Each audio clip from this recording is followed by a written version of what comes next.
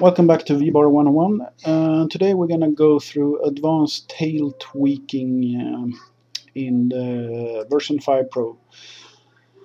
First of all, as in the changes from version 4 to version 5, is one of them is that the sensor deadband is gone. No more need to lower it. The only thing that is left is RC deadband, and that you can tweak. It depends on your radio. If the pots in the radio are good, then you can lower the value and get more distinct feel. Also, one major thing that is different is that the eye gain, you cannot reach critical values as you did in version 4, meaning in version 4 you could get positive feedback loop, which caused something I call the super wag. This is not possible anymore in version 5, which gave us a little fun way of tweaking this. What I do is I set 75 eye gain, 75 P gain, and usually quite high acceleration. I use 75 on most of my helicopters. It's a preference thing. It will be hard on tail gears if you have torque tube. I would not recommend these settings on, for example, a 450, but this is what I run on my Logo 400 and my Logo 600. Then the only thing I do at the field is I tweak the main gyro gain. If you get wag in fast forward flight or in funnels, I lower the main gain only.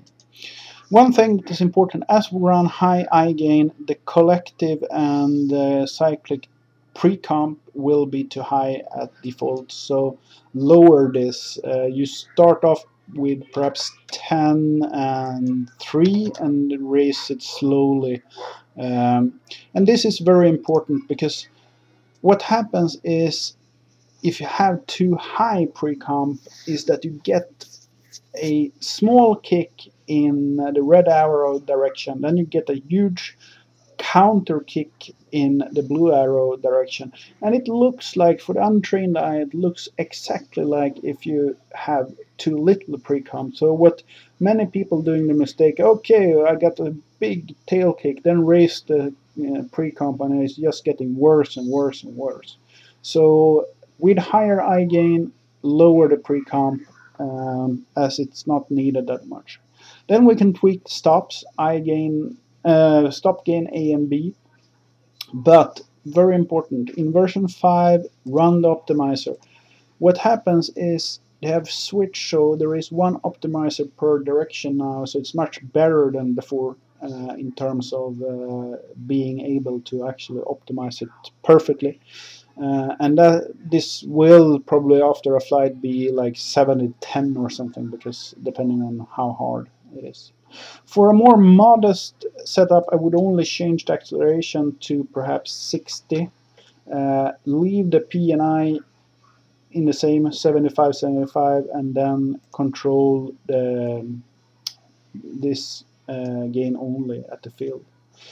If you find yourself having at the field you're flying, you get a very fast wag,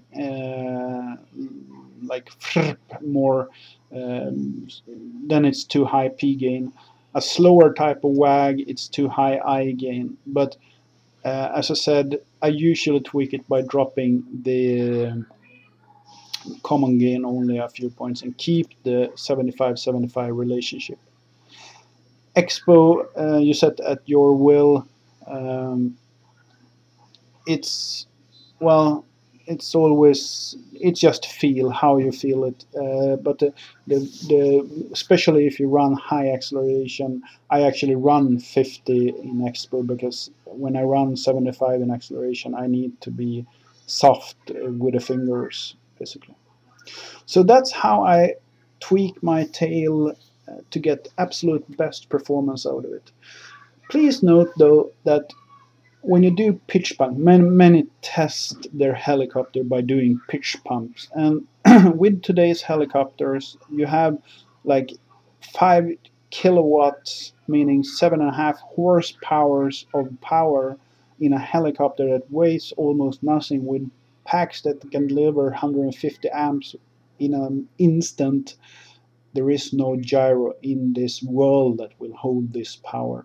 Meaning, if you have, for example, a Contronic or even a new Scorpion governors, they are so good it will kick out the tail. There is no way around it. You will have an issue with tail kicking.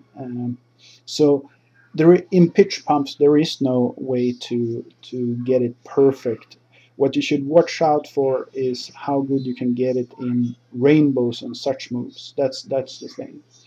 So with that, I'm gonna leave that, and just keep in mind, if the tail kicks out, make sure you don't have too high pre-comp, as it is an effect of it.